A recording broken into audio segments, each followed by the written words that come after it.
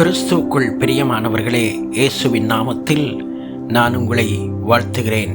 ஏசாயா 54வது அதிகாரம் 10வது வசனத்தை பார்க்கின்ற பொழுது, உன்மேல் மனதுருகிற கர்த்தர் என்று சொல்லக்கூடிய வார்த்தைகளை பார்க்கின்றோம்.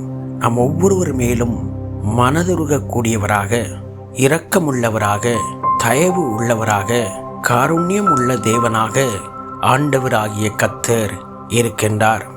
அவர் நம்மேல் மனதுருகி நமக்காகவே தம்முடைய குமாரனை மரண பரியந்தம் ஒப்பு கொடுத்து கர்த்தர் நம்மேல் வைத்த அந்த அன்பை விளங்க பண்ணினார். அந்த ஆண்டவர் இன்றைக்கும் நமக்காகவே அவர் மனதுருகின்றவராக இருக்கின்றார். நம்முடைய வாழ்க்கையிலே கவலைகள் வரும் பொழுது, வேதனைகள் வரும் பொழுது, போராட்டங்கள், நிந்தைகள் வருகின்ற பொழுது மனதுருகி அவருடைய கரத்தை நீட்டி நம்மை தொட்டு நம்மை பாதுகாத்து இந்நாள் வரைக்கும் நம்மை ஆசீர்வதித்து வந்திருக்கின்றார்.